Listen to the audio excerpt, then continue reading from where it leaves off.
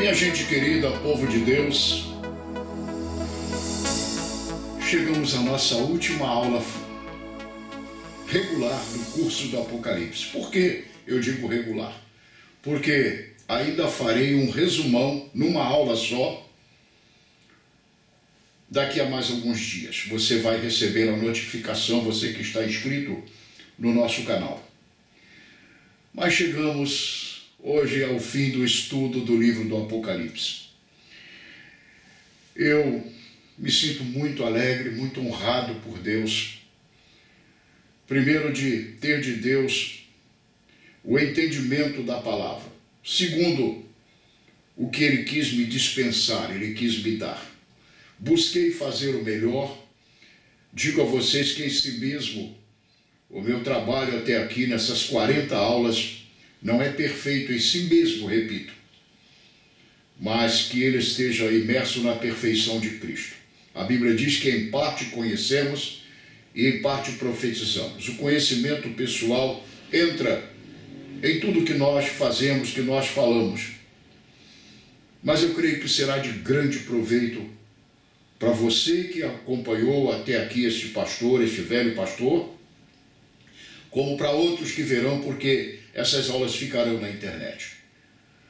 Mas eu quero dizer a você no início desta última aula, aquela palavra maravilhosa do Senhor na sua ou nas suas escrituras sagradas.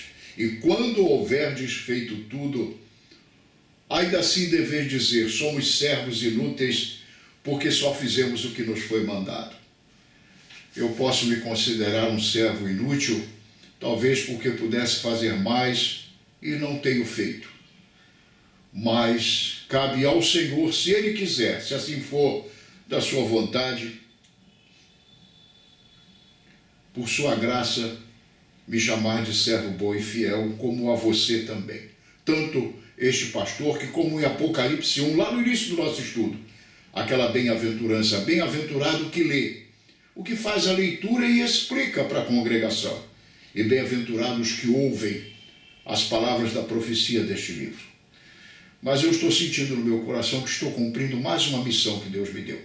Eu escrevi já 3 livros na área de escatologia, um livro em 2 volumes, A Marca da Besta, uma história vivida por um pastor chamado Sayeno e outro pastor chamado Winston. Um livro emocionante que tem tocado vidas. Escrevi também Apocalipse, versículo por versículo, que gerou este estudo. É um livro que eu tenho de muitos anos. Foi escrito, me parece que em 2005. E escrevi também outro livro, na sequência cronológica da escatologia bíblica, sobre os últimos dias da igreja na Terra. E eu trago isto agora para você, compartilhando, repartindo com você aqui. Eu estou muito alegre e já quero entrar na nossa última aula. Vamos agora nos transportar aqui, de olhos abertos e bem abertos para a revelação da palavra, mas vamos nos transportar em um sonho para a nova terra e a sua capital, o seu novo e eterno Éden, a Nova Jerusalém. Vamos então à nossa última aula, ok? Na aula passada nós terminamos no verso 12, Apocalipse 22, Bíblia aberta, por favor. A última aula, né? Apocalipse 22, verso 12. Nós lemos, e eu destaquei, o meu galardão está comigo para dar a cada um segundo as suas obras. Nós, crentes, temos nos acostumado a considerar apenas o galardão da justiça para os salvos. Porém, existe o galardão da injustiça. Existe o galardão da injustiça para os perdidos. Na segunda carta de Pedro nós lemos, mas estes, como animais irracionais que seguem a natureza, feitos para serem presos e mortos, blasfemando do que não entendem, perecerão na sua corrupção, recebendo o galardão da injustiça. Então, aqui está, recebendo o galardão da injustiça, o que Pedro chama numa linguagem até pesada, severa, animais irracionais, os perdidos. Por isso Paulo diz que que todos haveremos de comparecer perante o tribunal de Cristo para dele recebermos a recompensa segundo as nossas obras. Eu ainda quero explicar uma coisa aqui. Todos haveremos, Paulo diz isso, de comparecer perante o tribunal de Cristo, mas veja bem, isso aqui não é juízo final. No banco dos réus estarão os perdidos, aqueles que rejeitaram a cruz, a salvação oferecida por Deus. Não nós. Eu acredito que nós estaremos lá no juízo final, mas como testemunhas ao lado do Senhor, vendo o juízo daqueles que rejeitaram o que nós aceitamos, mas não como réus. Agora, para nós, e o tribunal de Cristo será o tribunal dos galardões de honra, em que as nossas obras de madeira, feno e palha terão sido queimadas, apagadas pela cruz, mas as nossas obras de ouro, prata e pedras preciosas, essas gerarão para nós galardões. Eu disse na aula passada, e vou dizer novamente a você, eu fico impressionado com a graça de Deus, com o amor de Deus, que traz favor para nós, de miseráveis, perdidos, pecadores, condenados em princípio, fomos livres dessa condenação, veja, fomos tirados do império das trevas, transportados para o Filho, para o reino do Filho e do amor de Deus. Já bastava a salvação em si mesma. Mas Ele ainda faz mais. Deus é poderoso para fazer infinitamente mais do que pedimos ou pensamos. Ele ainda nos dá recompensas. São galardões, recompensas que Ele nos dará por nossas obras feitas nele, por fazermos a vontade dEle. Muito legal, muito gostoso, maravilhoso para a nossa alma. Vamos então em frente, vamos agora ao verso, ainda tem uma parte aqui, vamos lá. Assim, os justos estarão diante do Senhor no tribunal de honra, está aí, de condecorações, quando nas bodas do Cordeiro. Os perdidos, porém, estarão em outra sessão do tribunal do Senhor Jesus, o juízo final, onde receberão o galardão da injustiça. Vamos aos versos 13 e 14 de Apocalipse 22. O Senhor diz assim, agora Jesus falando, Ele mesmo dizendo pessoalmente, eu sou o Alfa e Ômega, o princípio e o fim, o primeiro e o derradeiro. Bem-aventurados aqueles que lavam as suas vestiduras no sangue do Cordeiro, para que tenham direito à árvore da vida e possam entrar na cidade pelas portas. Gente, aqui tem uma revelação tremenda, maravilhosa. Vamos lá. Assim como o livro está repleto de maldições para os ímpios, está também repleto de bênçãos para os santos do Senhor. Em todo o livro, Deus tem o especial cuidado de assegurar as suas maravilhosas bênçãos aos que são seus.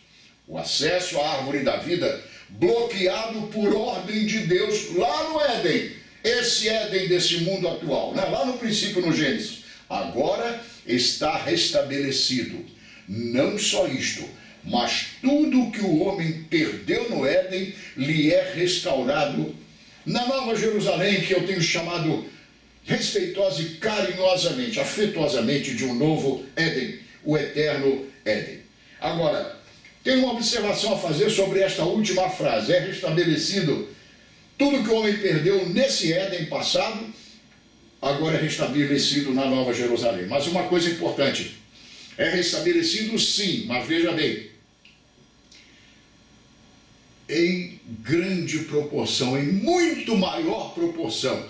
A glória do segundo Éden será maior que a glória do primeiro, incontavelmente maior. E a glória da nova terra será incontavelmente maior que a glória desta velha terra. Essa criação, diz Paulo aos Romanos, ficou sujeita à vaidade. Mas a nova criação nunca mais será tocada. Nunca mais. Gente, uma pausa para reflexão. Você e eu somos herdeiros de tudo isso. Você já passou pela cruz? Você já foi à cruz de Cristo? Já recebeu aqui, como diz o sangue do Cordeiro, os benefícios do sangue? Você é herdeiro de tudo isso. Você verá o Senhor face a face. Moisés viu o Senhor pelas costas. Você vai ver Deus face a face. Você vai estar nessa nova terra e nessa nova Jerusalém. Não sei de que modo, eu não posso te explicar coisas que eu não posso explicar. Ninguém na terra hoje explica. Mas lá você vai ter esse rio puro de águas da vida. E você vai também comer, de algum modo que eu não sei explicar, repito, do fruto da árvore da vida. E vai comer em muito maior glória do que Adão pode ter comido no passado. Isso é uma discussão. Adão comia antes do pecado, Adão não comeu do fruto da árvore da vida, comeu. Isso é outra discussão. Mas uma coisa eu sei. Nós vamos comer desse fruto. Como é, pastor? Não sei. Ao fim do estudo do Apocalipse eu te digo, não sei. E posso dizer outra coisa a você? Graças a Deus que eu não sei. Me alegro em não saber hoje. Sabe por quê? Porque será algo tão grande. Não só o fruto da árvore da vida, o rio das águas puras da vida, a cidade de ouro. Isso é tão grande, mas é tão grande que hoje a minha mente não pode alcançar o entendimento, essa revelação. O que eu devo fazer, e você também, é pacientemente esperar, mas saber que isso tudo será feito para mim e para você, para nós. Você tem uma herança incorruptível. Pedro disse isso. Amém? Vamos lá. 15. Mas eu quero voltar. Perdão. Eu vou voltar a uma coisa, eu não sei se está aqui na frente mais, mas eu quero falar a você. Eu disse, o Senhor Jesus vem pessoalmente, eu vou ler novamente para você, e diz assim, eu sou o alfa e ômega, o princípio e o fim. Lá em Apocalipse 1 ele diz, eu sou o primeiro e o último. É o mesmo que alfa e ômega. Aí está. Jesus é Deus. Nós ainda vamos chegar a isso, eu acredito, com detalhes um pouquinho mais à frente. Vamos em frente então. Aí está. Verso 15. Olha, tem o outro lado da moeda. Veja, bem-aventurados os que lavam as suas vestiduras no sangue do Cordeiro. Eu devia ter posto aqui a frase completa, perdoe. Uma bem-aventurança, mas agora veja, um juízo, uma maldição. Ficarão de fora os cães e os feiticeiros. Vamos ler?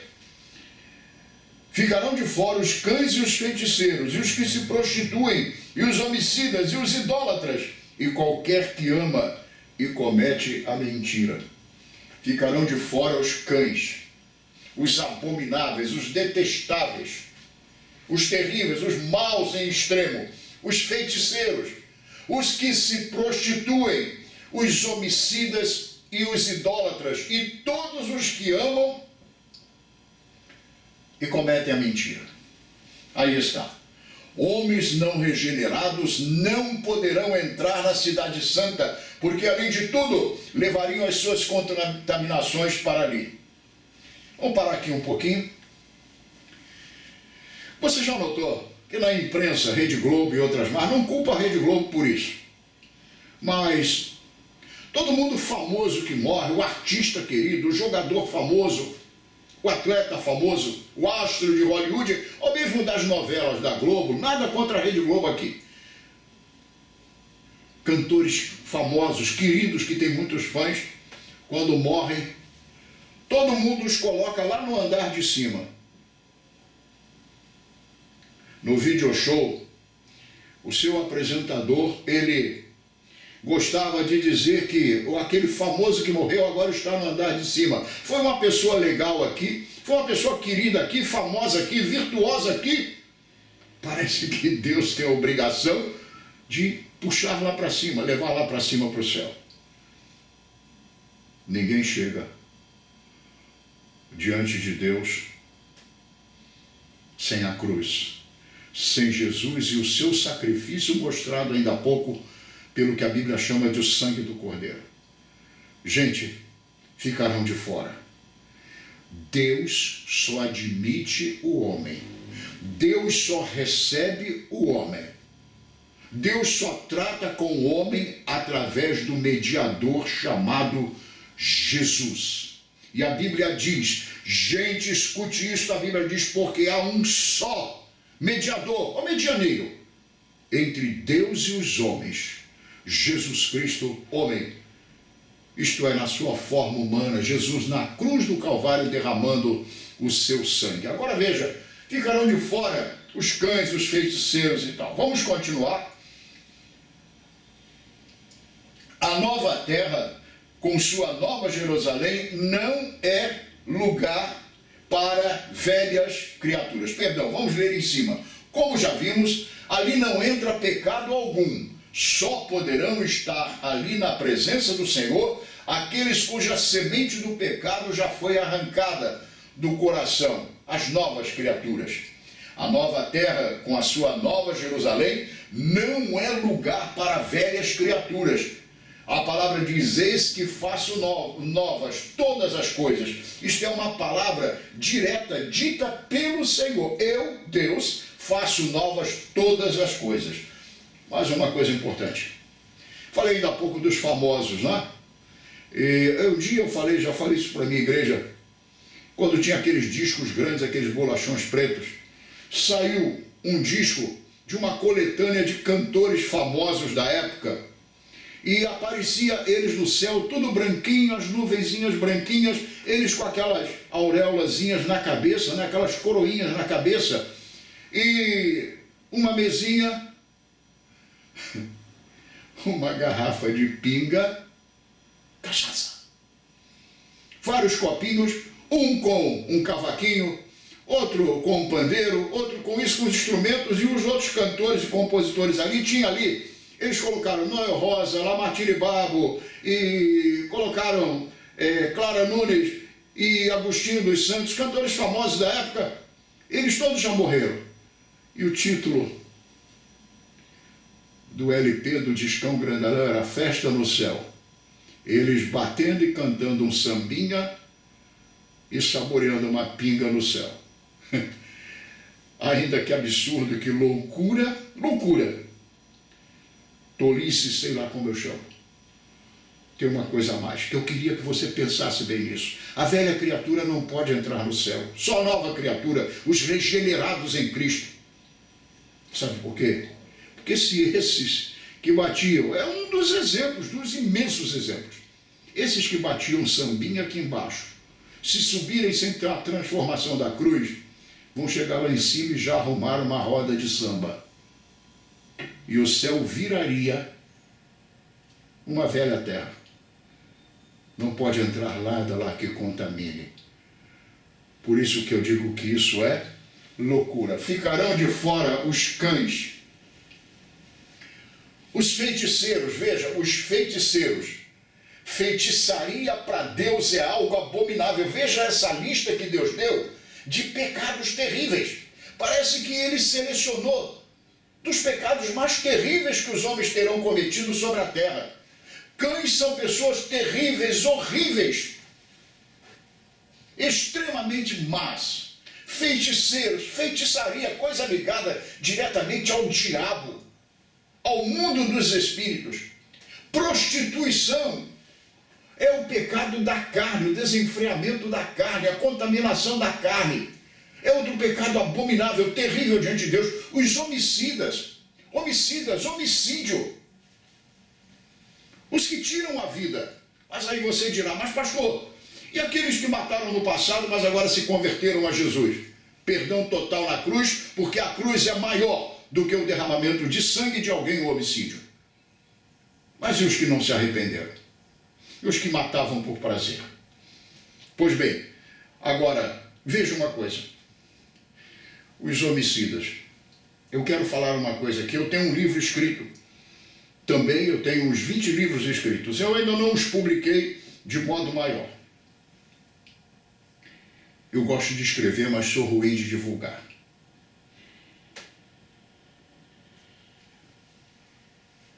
Homicida. Eu escrevi um livro sobre um tipo de homicídio, suicídio. É o auto-homicídio. É o homicídio de si mesmo, a pessoa que se mata a si mesma.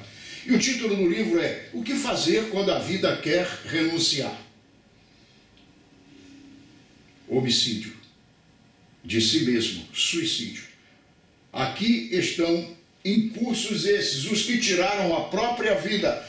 Mas tem uma teologia entre evangélicos dizendo que os suicidas, se eram, por exemplo, evangélicos, crentes, estão na presença do Senhor. Escuta uma coisa, será? O próprio Apocalipse nós lemos especialmente, mas depois também cita nas cartas às 7 igrejas, a expressão final do Senhor é ao que vencer, ao que vencer. Ao que vencer, dar-lhe-ei que se assente comigo no meu trono. Ao que vencer, dar-lhe-ei a comer da árvore da vida. Darei um novo nome. Agora, eu pergunto a você, reflete comigo. Alguém que tira a sua própria vida é um vencedor? Não dizemos que a vida é o dom supremo de Deus? E dizemos isso muito na defesa da nossa posição de fé e contra o aborto, na defesa da vida. A vida é o dom supremo de Deus, não podemos tirar a vida. Se a vida é o dom supremo de Deus, alguém que tirou a sua própria vida recusou esse dom, jogou fora.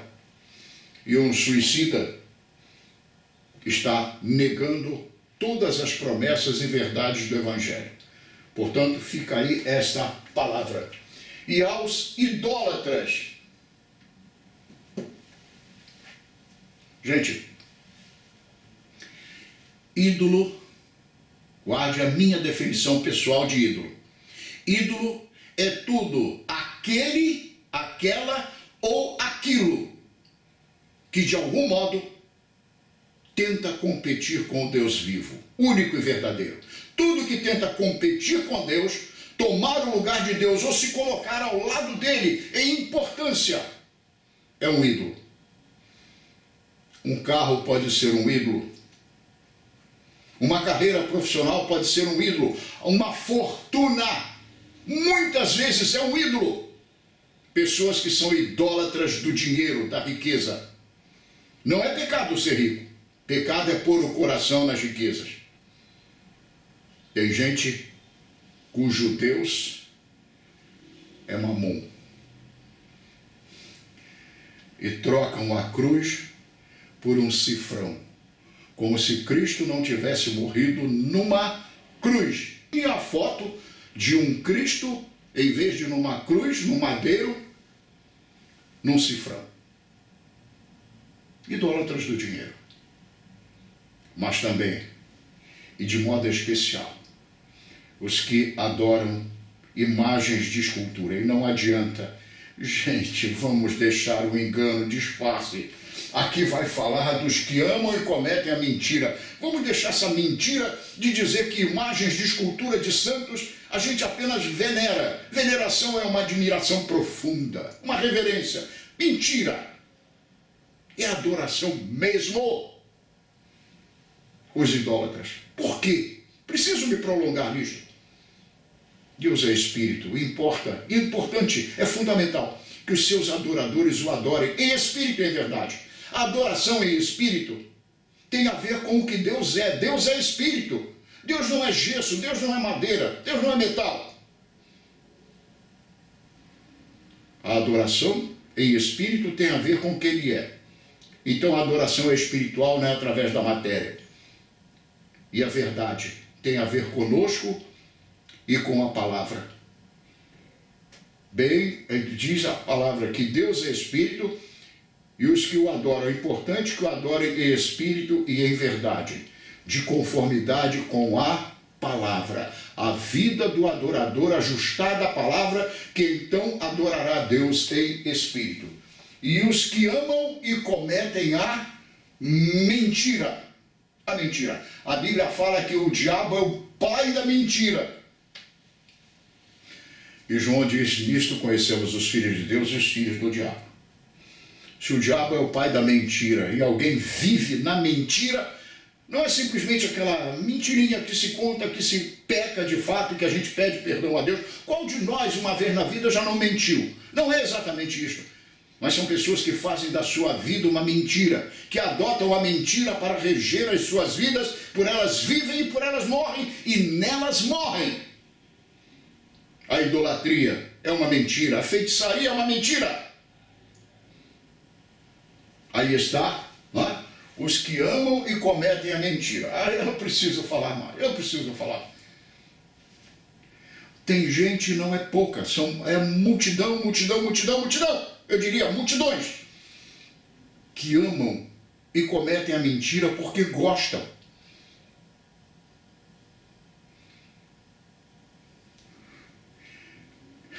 A última aula, aguentei esse pastor um pouco.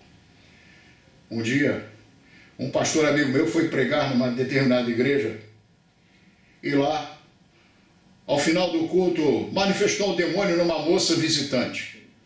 Ele expulsou o demônio daquela menina.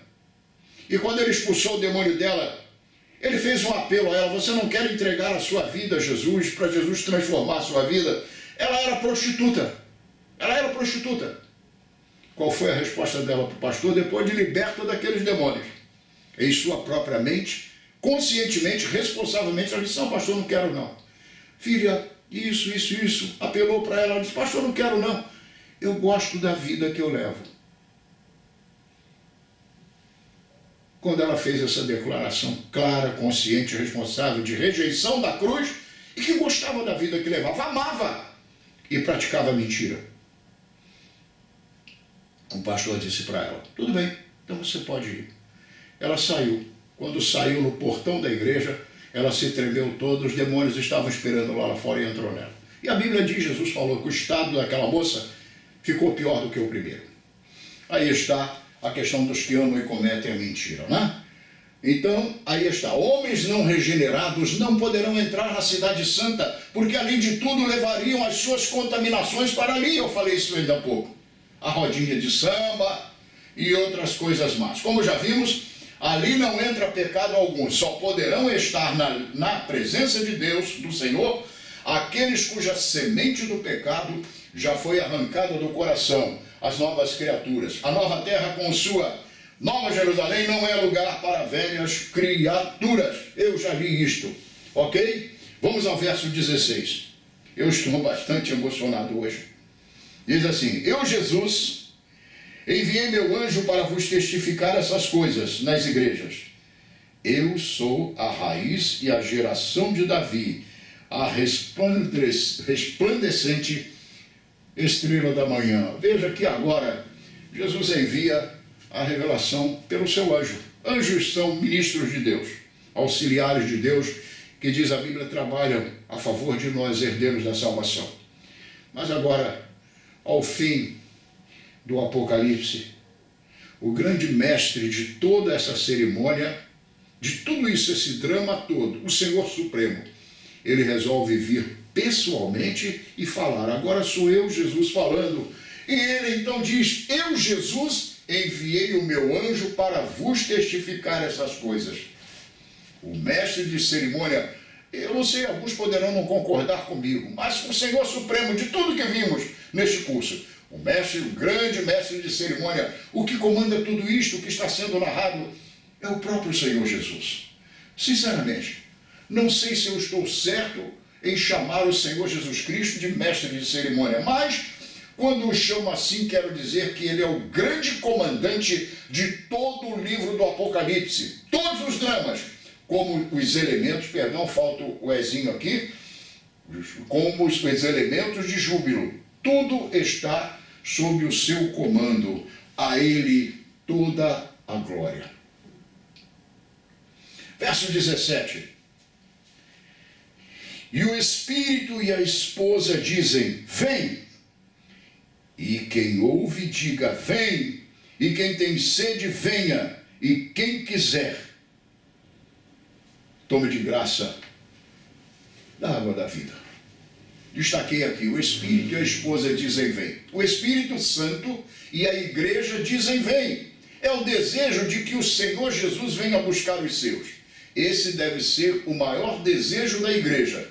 Devemos dizer isto a cada dia, pois na vinda do Senhor deixaremos este mundo de lutas e aflições e o Senhor enxugará dos nossos olhos toda a lágrima.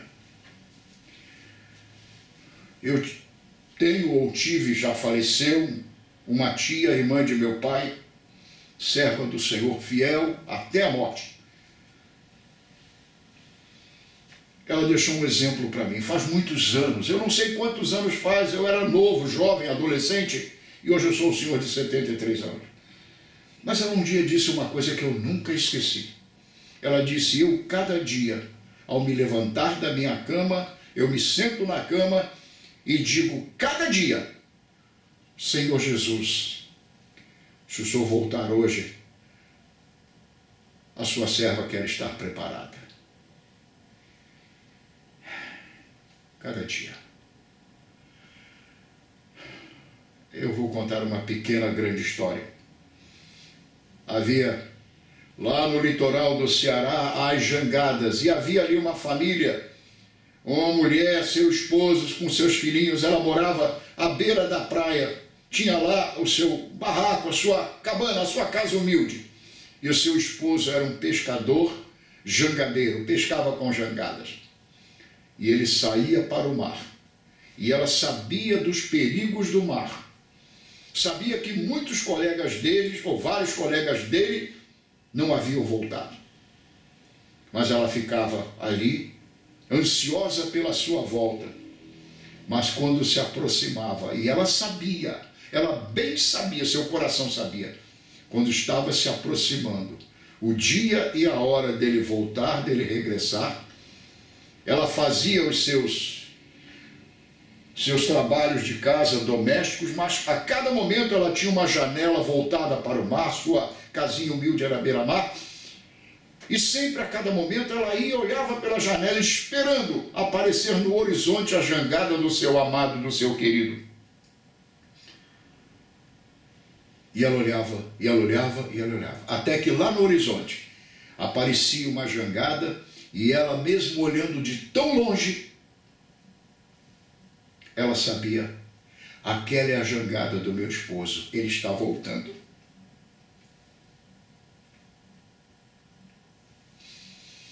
Para onde? Para quem? Para que tempo isso nos remete? Para que história? O rei está voltando. Eis o noivo, eis o noivo. A igreja fiel. Os que amam verdadeiramente o Senhor e a sua vinda devem estar neste tempo olhando pela janela do coração para as águas do mar da vida, sabendo, ele vai aparecer a qualquer momento, a cada momento. Ele, a algum determinado momento, ele vai aparecer porque está na hora de aparecer. E aquela mulher ficava alegre porque, mais uma vez, o meu esposo amado voltou. Às vezes ela tinha até dúvida no coração, porque outros não voltaram, mas nós não devemos ter dúvida. É a única diferença em relação a ela, porque o nosso amado não sucumbirá. Nada poderá detê-lo. Ele virá, voltará e nos buscará. Gente, isso me comove. Digo mais, precisamos mesmo ansiar, sonhar com esse dia sublime da vinda do nosso amado. O Espírito está tremendamente desejoso desse dia. Ele, o Espírito Santo, quer que a igreja se junte a Ele, a Jesus, também a Ele, ao Pai, nesse desejo santo. Mas aqui eu falo de desejo. Quer que a igreja se junte a Ele, o Espírito Santo, nesse desejo. O Espírito Santo, eu não vou dizer que é o nosso herói, mas Ele é o nosso conselheiro, guia, anônimo. Jesus disse que ele não falaria de si mesmo. Ele é doce, ele é meigo. A gente vê na Bíblia a ira de Deus o Pai, a ira do Filho, como no dia ele fez o chicote de corda e expulsou os vendilhões do templo. Mas a gente não vê a ira do Espírito Santo. Ela diz que ele se entristece. Em seu coração terno, ele deseja muito a consumação da salvação, isto é, o arrebatamento dos que passaram pela cruz. É muito amor, é muito glorioso, é muito gostoso. Quem tem sede, venha. Veja, na revelação que João recebe, ao final de toda a revelação, a graça de Deus permanece, dizendo hoje para nós, como em todos esses 2000 anos do cristianismo, quem tem sede vem. Aqui, além da promessa gloriosa aos que já são filhos, há uma santa convocação aos que quiserem vir. A porta está aberta. E eu diria mais, eu colocaria aqui uma palavrinha importante. A porta ainda está aberta. O acesso à fonte da água está absolutamente livre. É maravilhoso vermos que mesmo em meio a tudo que virá, depois de uma revelação tremenda, a porta da graça seja mostrada, provando que esse é o grande desejo de Deus, que os sedentos venham. Aleluia! Quem quiser. Quem quiser. A palavra continua de pé hoje, em novembro de 2025, e mais adiante ainda, a porta ainda está aberta. Vamos em frente? Versos 18 e 19.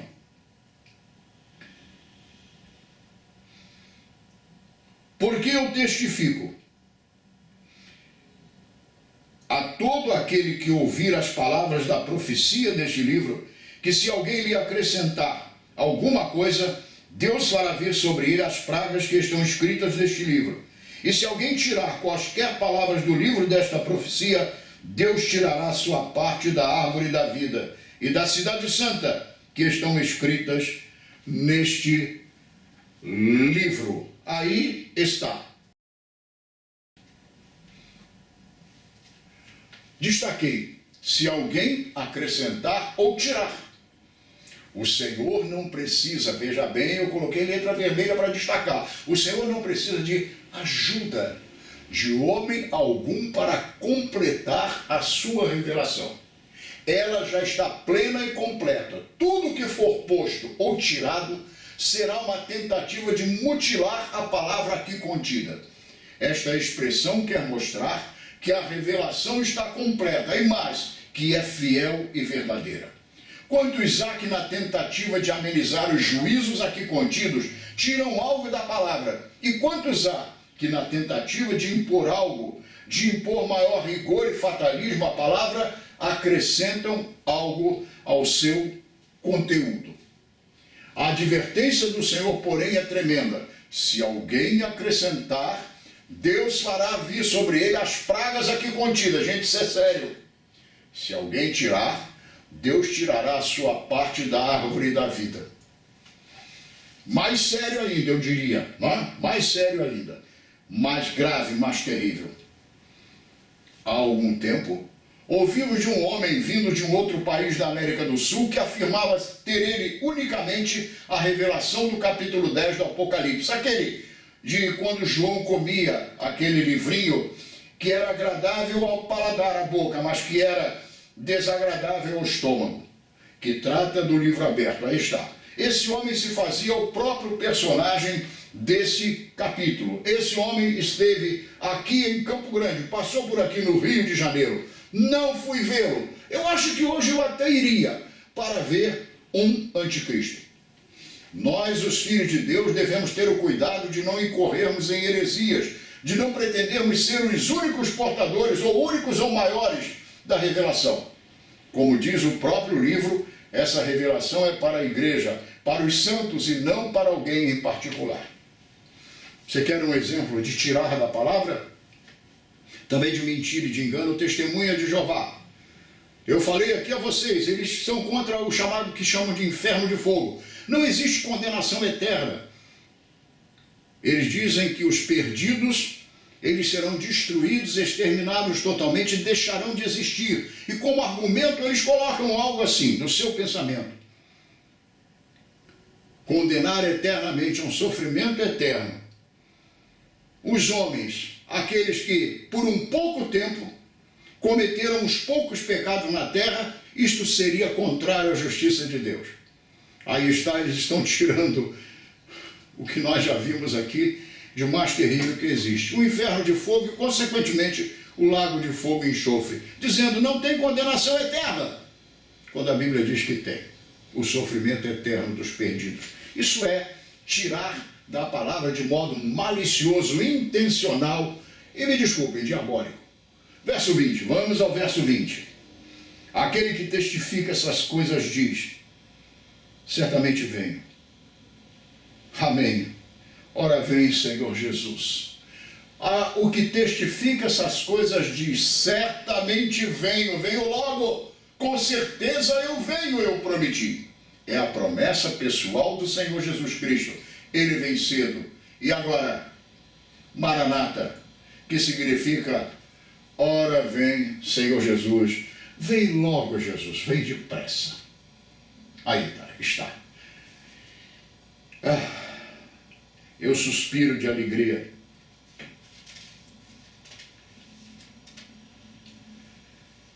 Verso 21.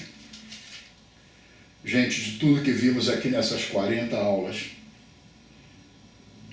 o livro começa com uma bênção, termina com uma bênção. A graça do nosso Senhor Jesus Cristo seja com todos vós. Amém.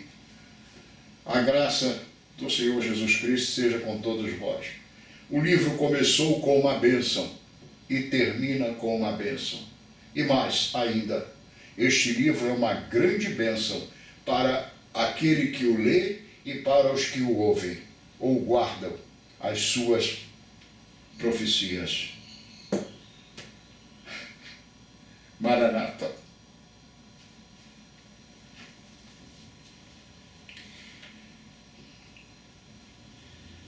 Eu não digo de mim mesmo, mas a palavra diz: bem-aventurado o que lê. Eu fiz essa leitura. 40 aulas ou exposições, ou 40 capítulos dessa leitura expositiva, explicativa. Mercê da graça que vem da cruz. Eu agradeço a Deus, porque de mim, pecador e perdido, Ele me fez um bem-aventurado. E me deu essa bênção, essa bem-aventurança de fazer a leitura do livro para vocês. E hoje, dentro de uma tecnologia que João nem imaginou que viria ao mundo 2000 anos depois, esse estudo, essas 40 lições ou aulas, o que seja, essas 40 leituras explicativas, estão disponíveis para todo mundo.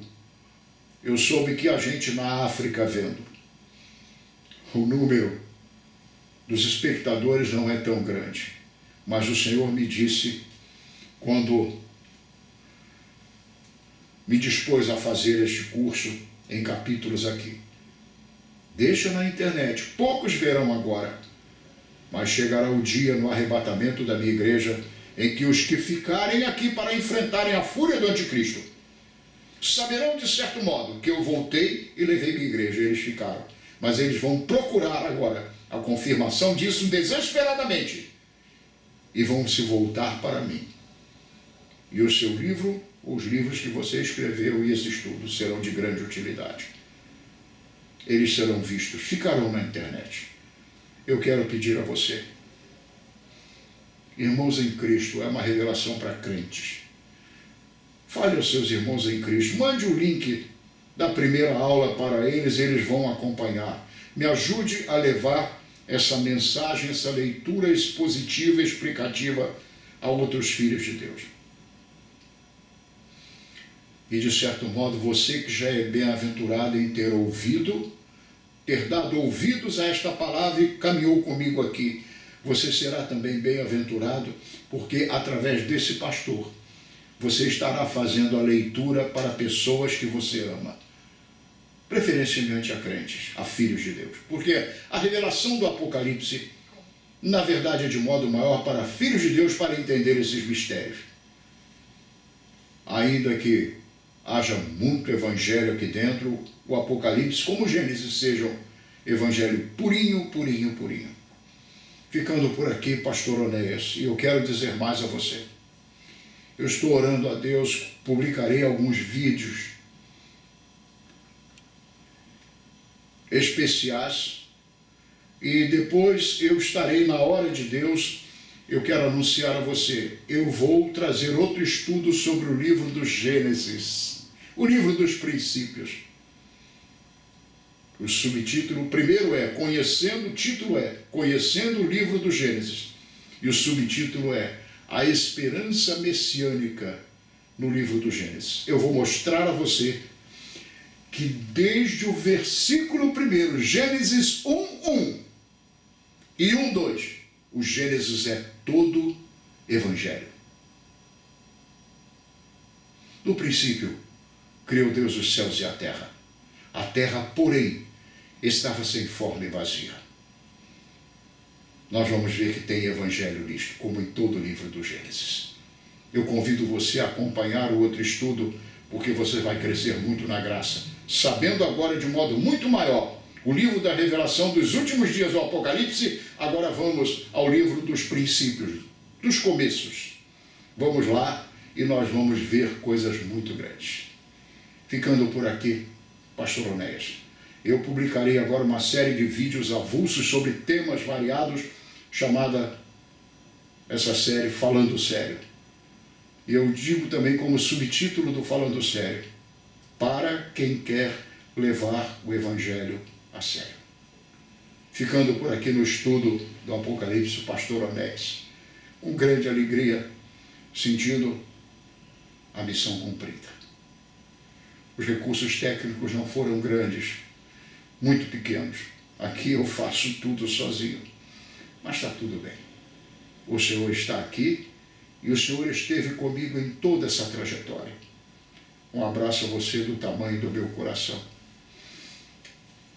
Põe a sua mão agora sobre o seu coração.